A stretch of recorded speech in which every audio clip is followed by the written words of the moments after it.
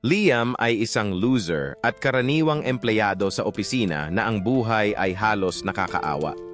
Masipag siyang nagtatrabaho at madalas ay umuuwi ng late at ang kumpanyang pinagtatrabahuhan niya ay tila sumisipsip sa kanyang lakas. Pero sa kabutihang palad, mayroon siyang pamilya na hinihintay sa bahay. Sa kanila, nagagawa niyang tiisin ang kanyang trabaho kahit na ang kanyang boss ay palaging nanlilibak sa kanya at kahit ang mga kasamahan niya ay tahasang nagtatawanan sa kanya. Isang araw, nakatanggap siya ng text mula sa kanyang junior sa kolehiyo na nag-uudyok sa kanya na bumili ng mecha action figure. Si Liam ay isang nerd sa buong buhay niya, kaya't pumunta siya sa tindahan na ipinadala ng kanyang junior, ngunit nagulat siya nang makita ang kanyang asawa na may kasamang ibang lalaki. Nabigla siya dahil akala niya ay dadalhin ng kanyang asawa ang kanilang anak sa klase ng espada. Nang gabing iyon, nang umuwi siya, tinanong niya ang kanyang asawa at anak tungkol sa kanilang araw. At sinabi nila na may torneo sa klase ng espada at nanalo ang kanilang anak sa lahat ng laban. Nagpa siya si Liam na maniwala sa kanila at kalimutan ang nakita niya, pero hindi niya maiwasang mag-isip tungkol dito. Kaya't bumalik siya sa parehong lugar kinabukasan. Sa pagkakataong ito, hindi lamang ang kanyang asawa ang naroon, kundi pati ang kanyang anak. At tinawag ng anak ang estrangherong lalaki na tatay. Ganap na nabigla si Liam at hindi makapag-concentrate sa trabaho at dumating ang kanyang boss para insultuhin siya ng walang dahilan. Bigla na lang siyang tumawag mula sa kanyang asawa tungkol sa aksidente ng kanilang anak, kaya't dali-dali siyang pumunta sa ospital. Sinabi ng doktor na kailangan ng kanilang anak ng dugo, ngunit hindi tugma ang uri ng dugo ni Liam sa anak. Habang ang kanyang asawa ay umalis upang mag-donate ng dugo, nagsaliksik si Liam tungkol sa uri ng dugo at natagpuan na hindi tugma ang uri ng dugo ng kanyang anak sa chart. Sigurado na siya na hindi siya ang ama at nang umuwi sila, kin-confront niya ang kanyang asawa tungkol dito. Ngunit sa halip na aminin na siya ay nagtaksil, inakusahan siya ng kanyang asawa na siya ang may kasalanan. Sinabi niya na palagi siyang nagtatrabaho at wala siyang oras para sa pamilya. Dagdag pa, wala siyang pera kahit na nagtatrabaho siya ng mabuti. Inamin ng asawa na siya lamang ang nag-alaga sa kanilang anak sa mga nakaraang taon. Sa huli, sinabi niya na aalis siya kasama ang kanilang anak. At dito na napuno si Liam. Sinubukan niyang pigilan ang anak, ngunit tinanong din siya nito kung mas gusto niya ang ibang tatay. Ganap na nadurog si Liam sa balitang ito. Kinabukasan, habang papunta siya sa opisina, ipinakita ng kanyang boss na may isang transaksyon na 50 milyong yen ang ginawa mula sa kanyang computer. Sinabi ni Liam na hindi niya ginawa ang ganitong transaksyon.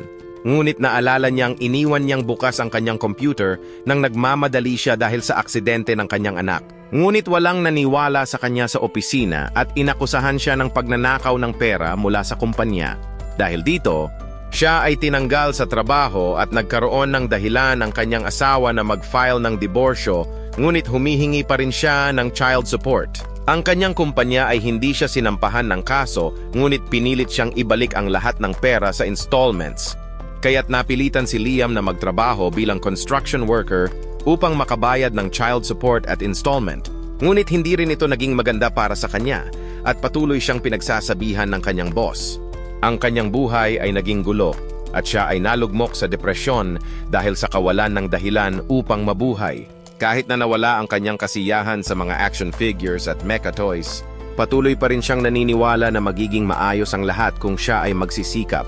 Miss na miss niya ang kanyang anak kahit na alam niyang hindi siya talaga ama nito at umaasa siyang makikita pa rin ito balang araw.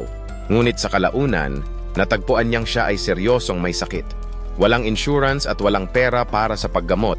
Nagpa siya si Liam na mamatay sa katahimikan at pag-iisa ng kanyang apartment. Patuloy siyang naghihintay sa kamatayan nang biglang may nagniningning na ilaw na lumitaw sa itaas niya. Ang ilaw ay nagpakita sa kanya ng mga pangitain ng mga nangyari sa nakaraan at natuklasan ni Liam na ang kanyang boss ang nagpadala ng pera mula sa kanyang computer upang siya ay ipitin. Hindi lamang iyon, ang lalaking may kasamang asawa niya ay ang kanyang boss at ipinadala niya ang pera sa kanyang asawa upang makapagbigay ng marangyang pamumuhay. Ganap na nadurog si Liam sa pag-alam sa mga nangyari sa kanyang likuran at hiniling niyang sana ito ay isang panaginip.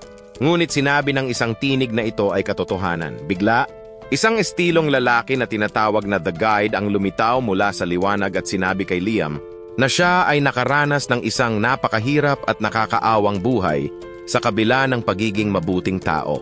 Tinanong siya kung kaya ba niyang patawarin ang mga taong nagdulot sa kanya ng ganitong pagdurusa at nagalit si Liam.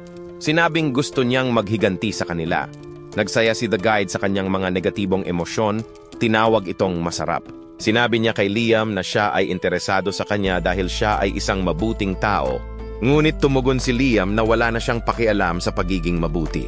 Pinagsisihan niyang siya ay naabuso dahil sa kanyang mabuting kalikasan at nanumpa na kung mabibigyan siya ng panibagong pagkakataon sa buhay. Mamumuhay siya para sa kanyang sarili. Nangako siya na kahit maging isang kontrabida, gagawin niya ito. Sinabi ni The Guide na siya ang tamang tao para dito. Kinuha niya ang ilang litrato mula sa isang suitcase. Tinutukoy na ipadala siya sa isang ibang mundo at maaari niyang piliin kung saan siya pupunta. Kasama sa mga opsyon ang mundong may magic at superpowers, ang samurai-era Japan, ang Wild West, at kahit ang prehistoric times. Sinubukan ni Liam na iproseso kung ito ay totoo dahil ang ganitong mga bagay ay nangyayari lamang sa anime. Gayunpaman, nang makita niya ang isang parallel world na may mga higanteng robot at spaceships, hindi na niya maalis ang tingin dito. Inilapit niya ang kamay niya patungo sa opsyon. Iniisip ang lahat ng masayang talakayan tungkol sa anime na mayroon siya kasama ang kanyang junior. Sinabi ni The Guide na gumawa siya ng magandang pagpili dahil ang mundong ito ay may parehong advanced technology at magic. Ang sistemang aristokratiko ay sinusunod pa rin sa mundong ito na nangangahulugan na ang mga maharlika ang may kapangyarihan. At sinabi ni The Guide na siya ay isisilang bilang anak ng isang count na namamahala sa isang planeta. Nagustuhan ni Liam ang tunog nito at habang siya ay umaabot sa imahe ng higanteng robot, pumirma siya ng kontrata kay The Guide na pinadala siya sa susunod na mundo, umaasang magkakaroon siya ng mas magandang buhay doon. Siya ay muling isinilang bilang Liam Banfield, nag-iisang anak ng isang count na namamahala sa planetang Hydra na pinamumunuan ng mga halaman. Sa kanyang ikalimang kaarawan, sinabi ng kanyang ina na mayroon siyang espesyal na regalo para sa kanya. Dinala siya nito sa isang silid kung saan mayroong isang higanteng cake at tinanong siya na buksan ang regalo. Napag-alaman ni Liam na ito ay walang laman, ngunit may remote controller sa loob nito. At sinabi ng kanyang ina na ang kanyang regalo ay isang custom-made AI maid. Sinabi niya na dapat niyang piliin ang mga piraso na nais niya para sa maid gamit ang remote controller. At nagulat si Liam sa mga option na mayroon siya. Tinanong niya ang kanyang ina kung bakit kailangan pa niya ng AI maid robot. At biglang pumasok ang kanyang ama. Sinabi ng kanyang ama na kakailanganin niya ang AI maid dahil bibigyan siya ng isa pang espesyal na kaarawan na regalo. Biglang idineklara ng kanyang ama na ibinibigay sa kanya ang titulo ng Count Banfield at lahat ng pag-aari ng kanilang pamilya. Nagulat si Liam sa balitang ito, ngunit ulitin ng kanyang ama na mula ngayon, siya ang pinuno ng pamilya. At maaari niyang patakbuhin ang planeta sa anumang paraan na nais niya. Gayunpaman, may hiling ang kanyang ama kapalit ng regalo. Ipinaliwanag niya na siya at ang kanyang asawa ay magre-retire at maninirahan sa Imperial Capital Planet. At kapalit ng pamamahala sa planetang ito, kailangan niyang magpadala sa kanila ng buwanang allowance. Tanggap na tanggap ni Liam ang kasunduan dahil binibigyan siya nito ng kalayaan at tinawag ng kanyang ama ang kanilang butler na si Brian kasama ang kontrata. Pinirmahan ni Liam ang kontrata at naging pinuno ng bahay. At agad na tumakas ang kanyang mga magulang patungo sa kapital, sinasabi na ang AI maid ang bahala sa kanya mula ngayon. Nahihirapan pa rin si Liam na iproseso na nakuha niya ang kapangyarihan, kayamanan at impluensya sa edad na 5 taong gulang sa buhay na ito. At nangako siya na sa pagkakataong ito, magiging kontrabida siya na pipigil sa ibang tao at masisiyahan sa kanyang sariling mga termino. Pinasalamatan niya ang guide para dito, na hindi niya alam na ang guide ay hindi nagplano na tulungan siya. Sa Earth, kasama ng guide ang katawan ni Liam, na tinutukso ang kanyang nakakaawang buhay. Nagpasya siyang mag-enjoy sa paghihirap ng kanyang mapagkanlong na asawa at ng kanyang boss, na nagkakaroon ng hapunan sa isang marangyang restaurant. Habang sinusubukan ng boss na magpanggap na nagmamalasakit sa pagbibigay ng mga pagsubok kay Liam, ang asawa ay hindi na nagbigay ng kahit anong atensyon. Habang nagplano sila para sa kanilang hinaharap, Ginamit ng guide ang kanyang kapangyarihan at dinala ang pulis sa kanilang lugar. Inaresto ng mga pulis ang boss dahil sa pagnanakaw ng pera mula sa kanyang kumpanya at pag-frame kay Liam, at ang asawa ay bumagsak sa pag-iyak nang malaman niyang ang buhay na plano niya ay wala na sa kanyang abot. Masaya ang guide sa kanilang pagdurusa at pagkatapos ay bumalik sa tabi ni Liam upang i-guide ang kanyang kaluluwa sa susunod na mundo. Ang katotohanan ay inihanda niya si Liam upang mas magdusa sa kanyang susunod na buhay. Alam ng guide na kapag napagtanto ni Liam na siya ay na-set up, ididirekta niya ang lahat ng kanyang negatibong emosyon sa kanya at kakainin niya ang mga emosyon na iyon upang maging mas malakas. Bukod pa rito, ang mga lifespan sa susunod na mundo ay napakahaba at umaasa ang guide na si Liam ay magdusa ng matagal at patuloy na magbigay sa kanya ng nutrisyon. Sa kabilang banda, nakakuha si Liam ng kanyang AI-made robot na may pinakamataas na specs at lahat ng feature na pinili niya. Talagang excited siya sa unboxing at sinabi ni Butler Brian na kailangan lamang niyang hawakan ang kahon upang buksan ito. Nang hawakan ni Liam ang packaging box, bigla itong nawala at ang AI-made ay nabuhay. Ipinakilala niya ang kanyang sarili bilang Amagi at ipinakilala din ni Liam ang kanyang sarili. Sinasabi ni Brian na ang maid robot ay nangangailangan lamang ng 2 oras ng maintenance bawat linggo, ngunit hindi na nakikinig si Liam. Dinala siya ng little pervert sa playroom kasama si Amagi upang suriin ang lahat ng kanyang mga feature ng detalyado, at nang bumalik sila, talagang komportable na siya sa paligid niya. Nagulat si Brian, iniisip na ang kanyang bagong master ay isang pervert, ngunit sinabi ni Liam na mag-relax dahil meron siyang isip ng isang 36-year-old adult.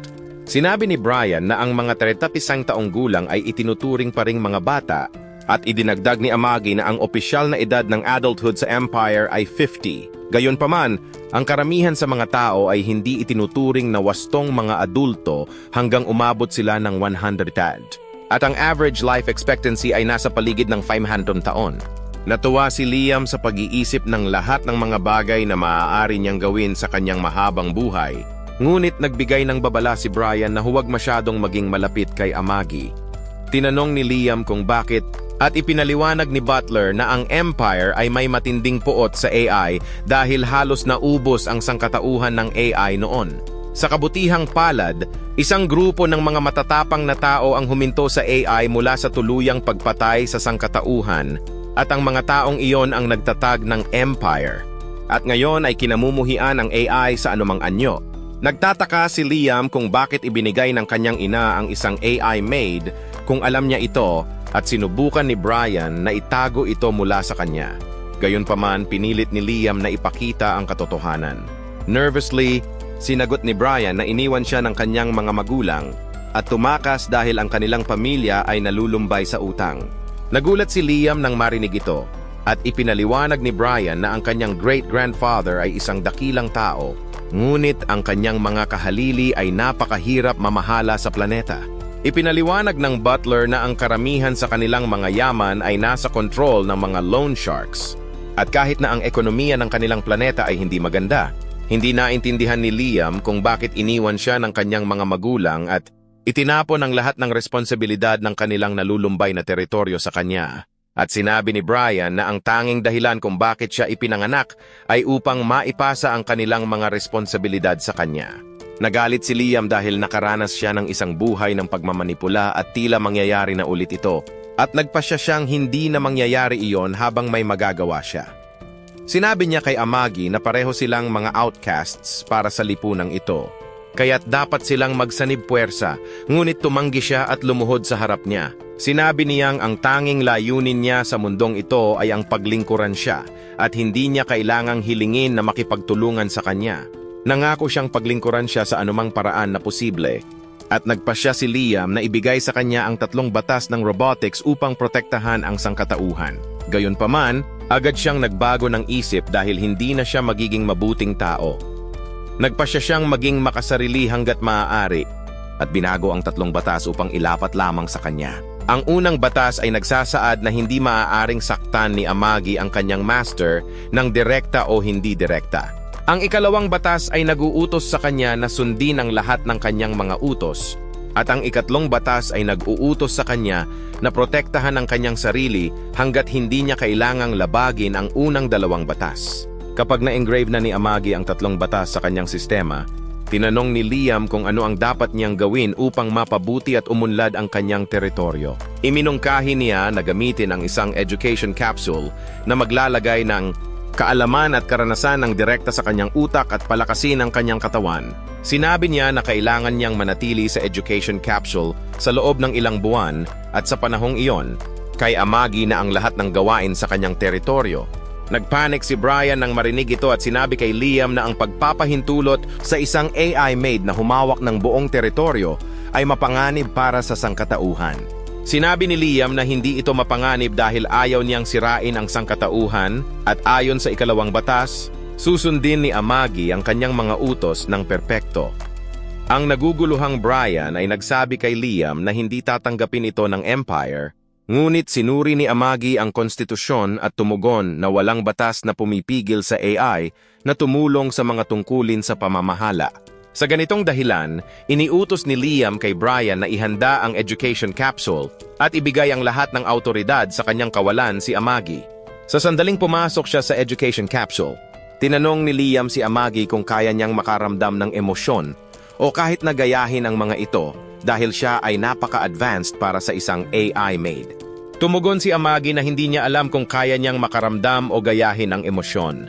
Ngunit nang tinanong ni Liam siya na makipagtulungan sa kanya dati, nadama niyang biglang napuno ang kanyang cache ng data. Napagtanto ni Liam na talagang makaramdam si Amagi ng isang uri ng emosyon at tinanong niya kung ano ang dapat niyang gawin upang mapabuti ang kanyang teritoryo. Lumipas ang 2 taon sa education capsule at nagulat si Liam na nagtagal siya roon ng 2 taon. At sinabi ni Amagi na ito ay natural dahil wala siyang pakialam sa oras sa loob ng education capsule. Napansin ni Liam na lumaki at lumakas ang kanyang katawan sa loob ng 2 taon dahil sa capsule. At sinabi ni Amagi na kakailanganin niya ng kaunting rehab upang masanay sa paglaki na ito. Nang matapos si Liam sa rehab, kinuha niya ang pamamahala sa kanyang planeta at nakatanggap ng ulat mula kay Amagi. Napag-alaman niyang unti-unting bumubuti ang kalagayan ng planeta at nagpasya siyang tingnan ang kanilang mga pangunahing pasilidad. Dinala siya ni Amagi sa spaceship launchpad ng Earth. At si Liam ay namangha habang nakikita ang mga spaceship na umaalis at dumarating sa kanilang mga floating docks na nagsisilbing kanilang linya ng depensa. Mas lalo siyang nasasabik nang makita ang higanteng battle robot na pinapatakbo ng mga sundalo, ngunit sinabi ni Amagi na karamihan sa kanila ay hindi ginagamit dahil wala silang budget upang ayusin ang mga ito. Nagsabi si Liam na gusto rin niyang pumasok sa higanteng battle robot at masayang ayusin ito ni Amagi.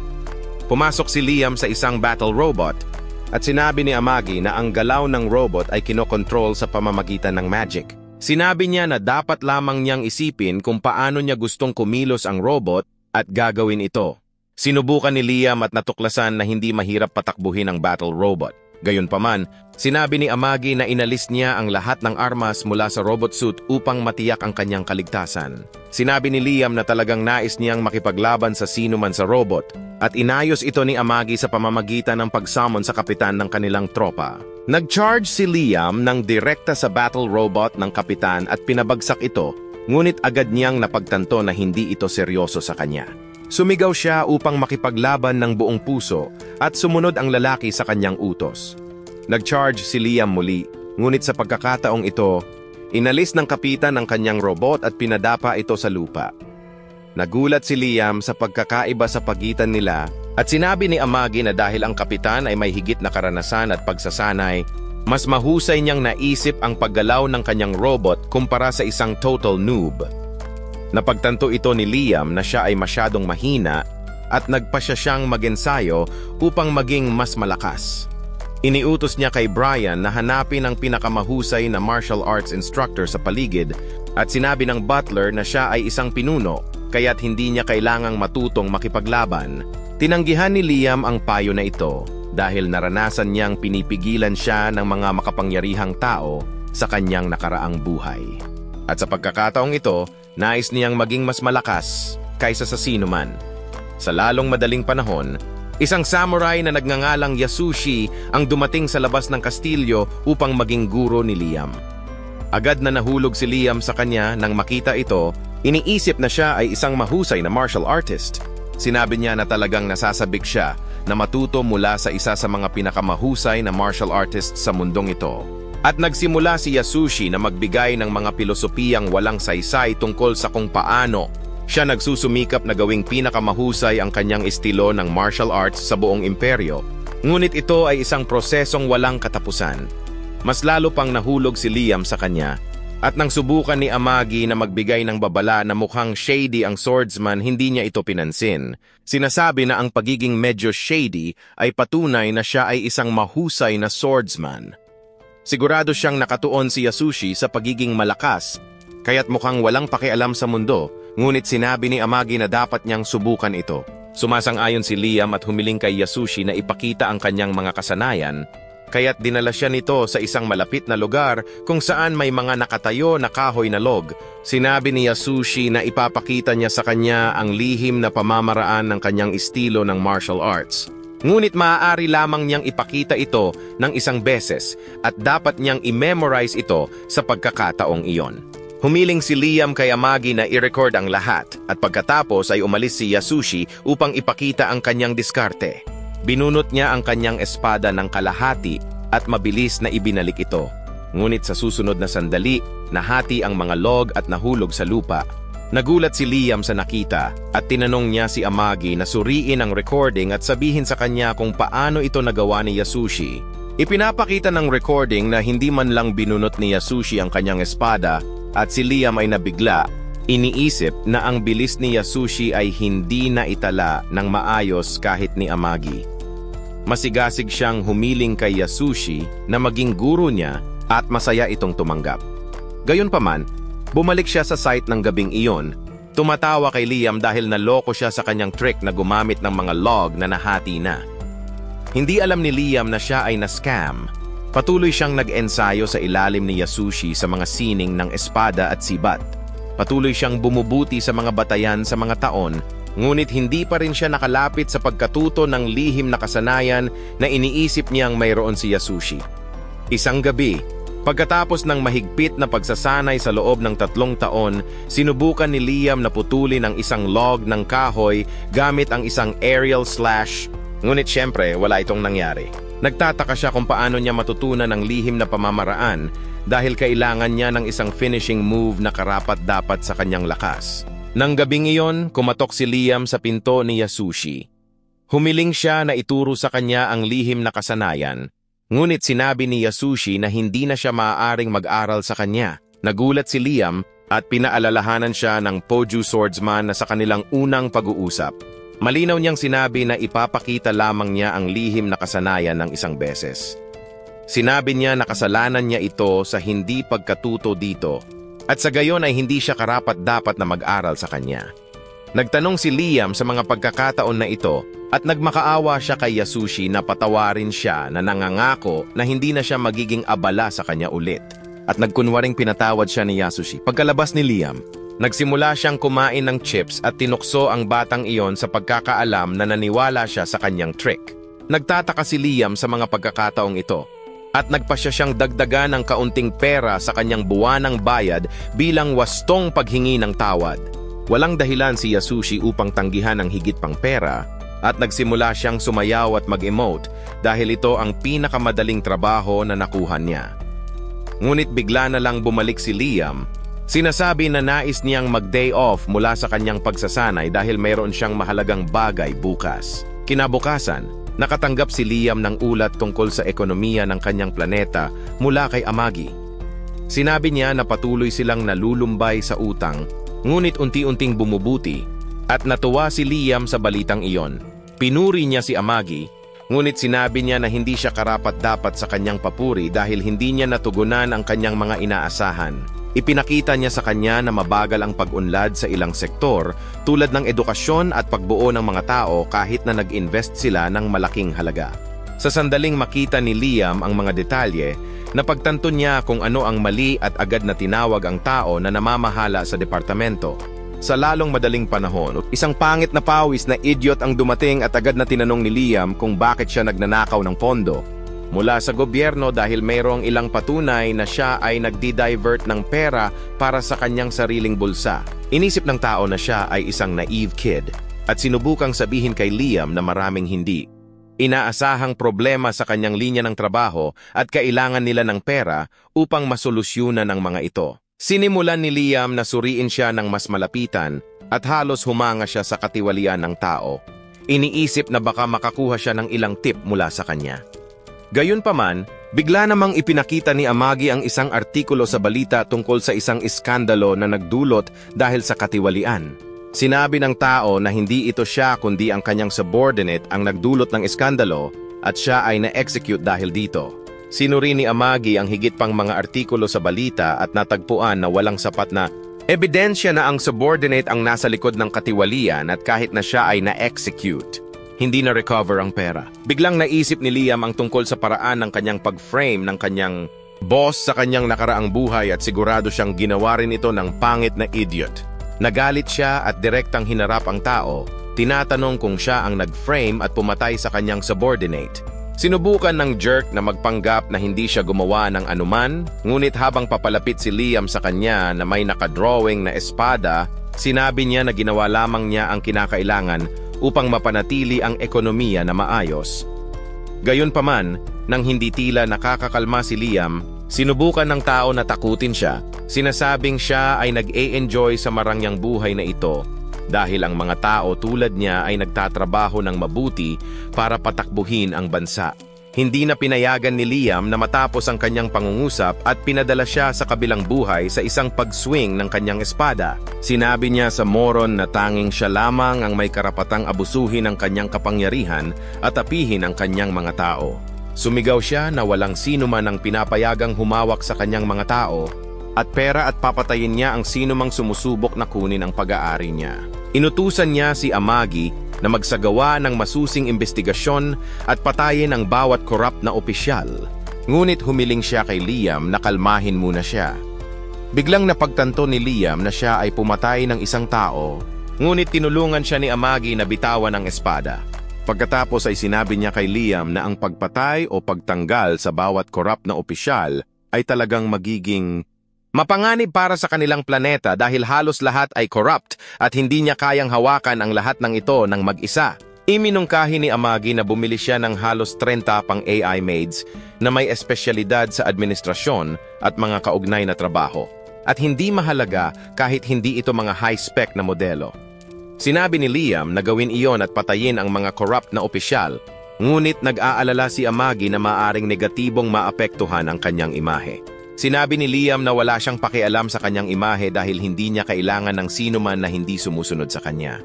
Sa lalong madaling panahon, nagpasya si Liam na subukan ang kanyang 3 taon ng pagsasanay sa pamamagitan ng sparring laban sa Kapitan Muli. Ngunit bago siya makapasok sa isang battle robot, dumating si Yasu at sinabi na magiging walang saysay ang pagpasok sa isang madaling kontrolin na mass-produced robot. Sinabi niya na kung nais ni Liam na umabot sa tuktok, dapat niyang subukan ang pagpilot ng robot na hindi kayang kontrolin ng lahat. Akala ni Liam ay may katwiran si Yasu at humarap siya sa kapitan na nagsabi na kung gusto niya, maaari niyang gamitin ang personal na battle robot ng kanyang great-grandfather na 3 henerasyon na ang nakalilipas. Sa katunayan, sinusubukan ni Yasu na gawing magdala si Liam ng great-grandfather's mechanite sa pamamagitan ng pag-uudyok. Kaninang umaga, rummaging siya sa bodega upang magnakaw ng mahalagang bagay dahil mabilis na natututo si Liam at sa lalong madaling panahon, wala na siyang natutunan mula sa kanya. At iyon ang katapusan ng kanyang pinakamahusay na trabaho. Hindi siya nakahanap ng anumang mahahalagang bagay sa bodega hanggang sa natagpuan niya ang isang lumang mecha unit na mukhang hindi gagana kahit na maayos. Ngunit naramdaman niyang maaari niyang ibenta ang mga bahagi nito para sa malaking halaga. Nahulog si Liam sa kanyang trick at iniutos kay Brian na ayusin ang lumang mechanite. Sinabi ni Brian na masyadong luma at hindi na angkop na gamitin at dapat niyang gamitin ang isang mass-produced unit upang matutunan ang mga batayan, ngunit tumanggi si Liam Sinabi ng kanyang guro na ang mga tunay na bihasang fighters ay kayang patakbuhin kahit ang pinakamahirap na mechas. Wala nang masabi si Brian, kaya't tahimik na lamang siyang nagmungkahi kay Liam na itigil ang pag-aaksaya ng oras sa pagsasanay dahil siya ay masyadong magaling na. Tumanggi si Liam sa mungkahing ito. Sinasabi na siya ay nagsanay upang gamitin ang ultimate move na ipinakita ni Yasu. Sa panahong iyon, dumating ang isang inhinyero na nagngangalang Nias upang ayusin ang mecha. Ipinakilala niya ang kanyang sarili bilang isang inhinyero mula sa 7th Imperial Weapon Factory at ipinakilala ni Liam ang kanyang sarili bilang tugon. Biglang tumitig si Nias kay Amagi at nagiging defensive si Liam. Tinatanong kung mayroon siyang problema sa kanyang maid. Gayunpaman, talagang interesado si Nias kay Amagi dahil hindi pa siya nakakita ng ganoong mamahaling custom-made AI robot. Sinubukan niyang suriin ito ng detalyado ngunit pinigilan siya ni Liam at sinabing gawin lamang ang trabaho na narito siya. Dinala niya siya sa lumang mecha at agad na sinabi ni Nias na kalimutan na ito at bumili ng bago. Matigas si Liam sa pag-aayos ng lumang unit at sinabi ni Nias na tumigil na sila sa paggawa ng modelong ito kaya't ang mga spare parts ay magiging bihira at mahal. Sinabi ni Liam na papalitan ang mga bahagi na hindi niya mahahanap ng mga modernong bahagi, ngunit nais niyang manatili ang mga control manual. Sinabi niya na wala siyang pakialam kung gaano ito kamahal at natuwa si Nias sa kanyang narinig. Sinabi din ni Liam na gusto niyang magkaroon ng finishing move tulad ng rocket punch at biglang dumating si Yasu upang